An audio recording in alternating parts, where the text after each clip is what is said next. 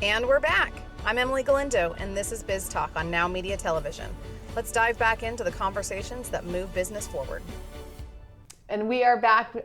Thank you for joining us on Biz Talk. I am your host, Emily Galindo. And if you are just now joining us for our final segment with Andrew McKain, he is a power systems entrepreneur helping businesses think beyond short-term fixes.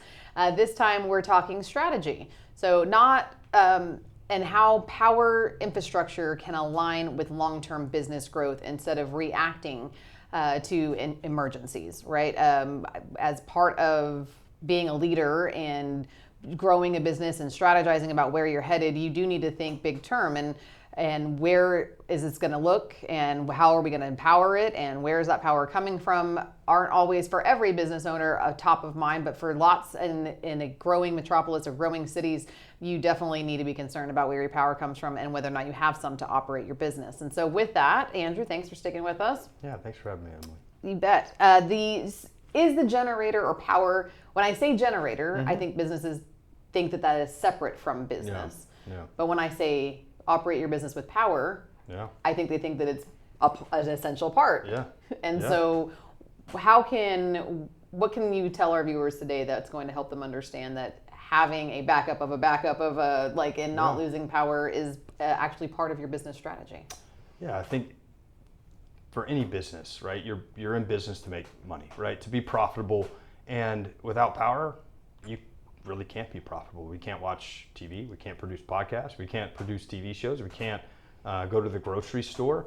Can't swipe my credit card. That's it. Yeah. Your customer cannot swipe their credit card Exactly. and pay you. Yeah. Back in the day, we had those thingies. You know? Yeah, the thing, you're gonna write it down.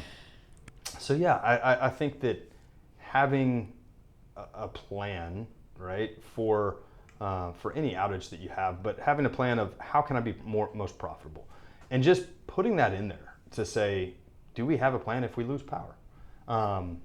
Do we have, even if we don't have a permanent infrastructure, maybe you're only paying rent at a high rise on the 7th floor, they're going to have a backup generator, but have you talked to that tenant, or you're the tenant, have you talked to the landlord of like, hey, what does this power? Does this power everything in our facility? Are we going to have Wi-Fi? Are we going to have these different things, or is it just life safety, right? Is it just doing the elevator and the lights and emergency lights?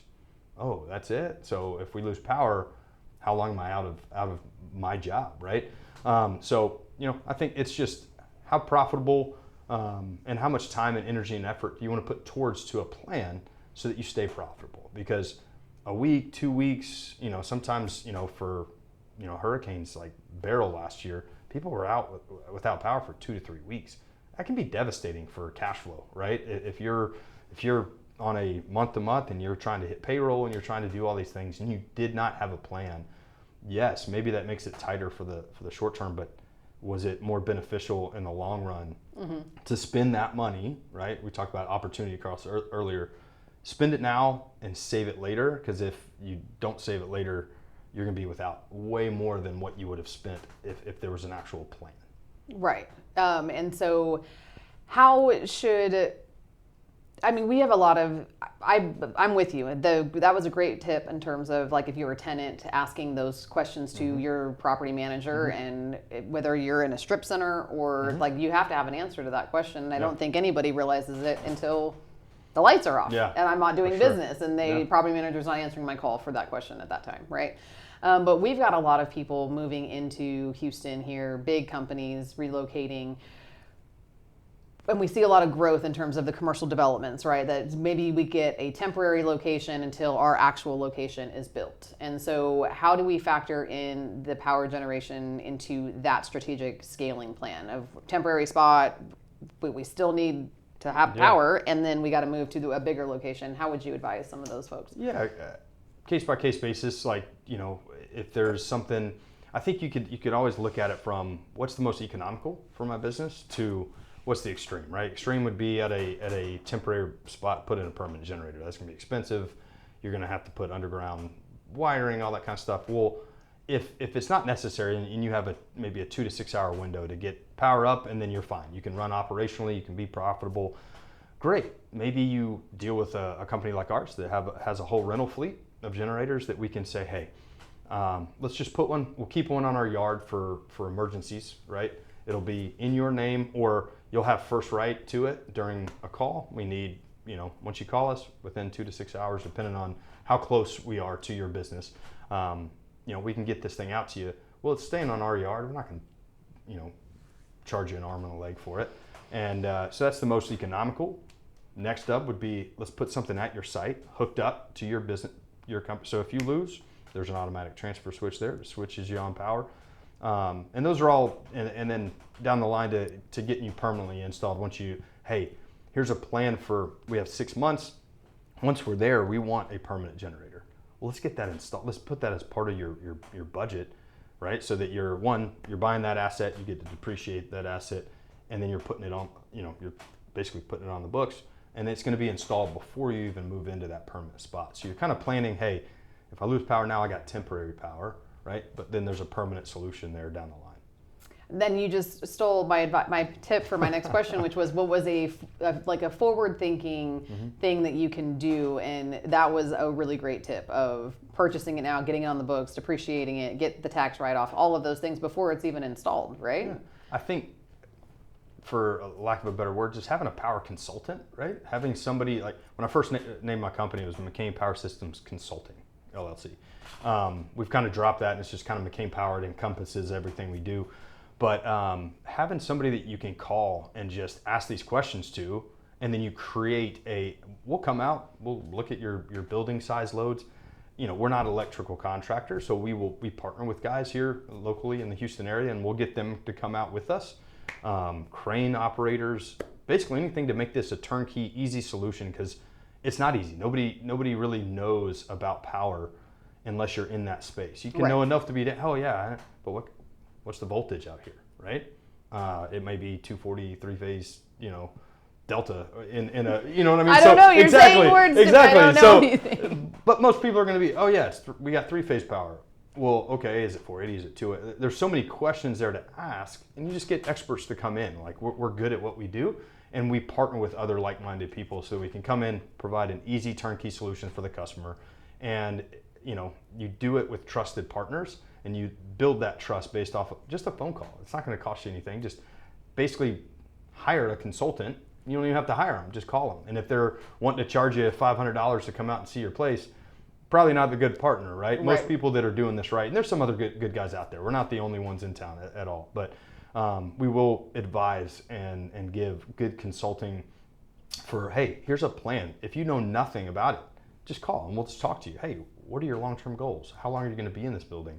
Like, is this something that you want to, and then we can give budgetary quotes. I mean, there's so many things there that we can help provide and consult on to be forward thinking, to answer your question. Okay. So I'd say just pick up the phone and call. I love that. Just because, I don't think enough people do that. I don't know if enough people feel like companies, because there's not. I think that for a while there in the business world, we were so used to, right, we're not going to give it away for free, and that's going to charge you something. And I'm finding in the business world, the more people I talk to, the more like you that are just, it's just easier to just answer your questions and then figure out and give you some information. Yeah, we're not a lawyer, right? You're not going to charge you, hey, here's a $600 an hour fee. For my no expert advice. Yeah.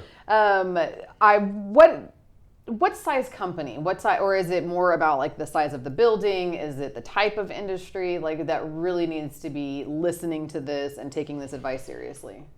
I don't know if it's size. It's really scope and what do you do, right? Are you a 24/7 ER clinic, right? You better have a backup generator. I think actually it's required by law. I'm sure that it is, yeah. Especially but we do a lot of service contracts with ERs and different stuff like that, and we still provide backup generators because those ones will fail on site, right? So, is it life safety?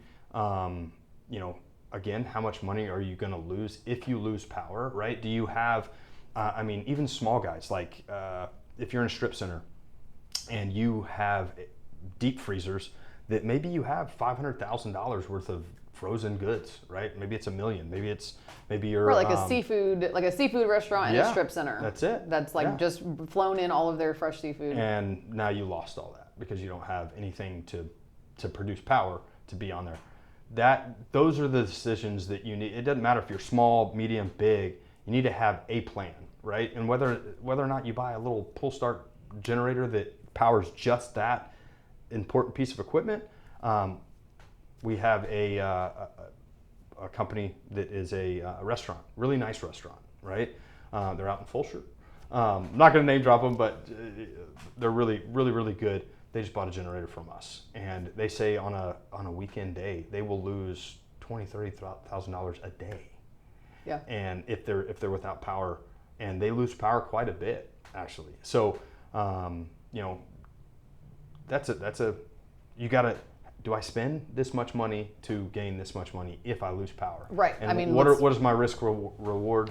And we can help kind of strategize. Hey, what's your budget? What are you trying to look? You could even, for a strip center and stuff, you can buy a used generator, put it in. You don't have to put in new, right? As long as it meets NET and it can be installed for backup power generation, you can put in a standby generator that's even 20 years old that still works and gives you another 15, 20 years if it's the proper maintenance has been done to it.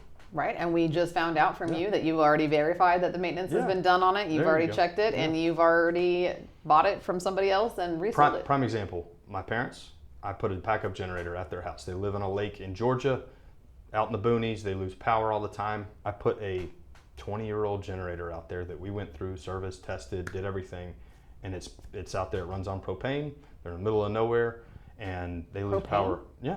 I didn't realize the generators ran on propane. Natural gas or propane. Yeah. Oh, okay. Yeah, absolutely. So like if you're, I guess when you said natural gas earlier, I didn't even think that propane was the option. Oh yeah. So let's just say you're out and you don't have a natural gas line.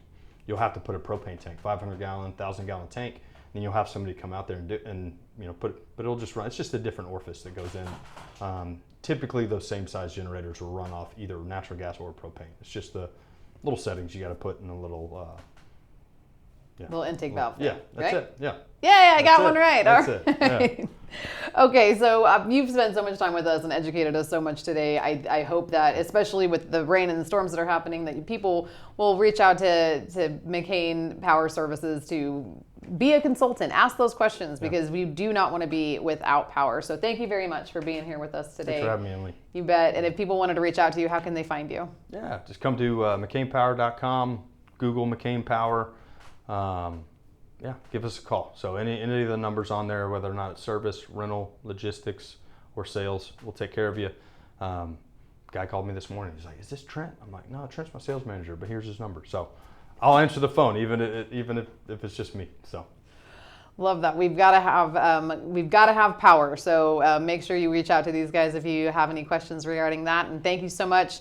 Power your business today, you guys. It's been a great time with you, and we are thankful that you are invested in wanting to grow your business and wanting it to be the best business it can possibly be. So thank you very much for joining us today. You've given our viewers a clear roadmap to maintaining that power and maintaining their business so that they are never without it. So to our viewers, if your power strategy is based on hope rather than planning, it's time to change that. Reach out to experts like Andrew before the lights go out.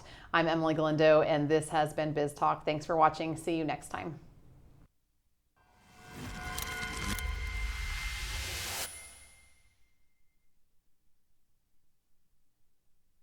It helps if I actually get to the closing remarks before I start making them.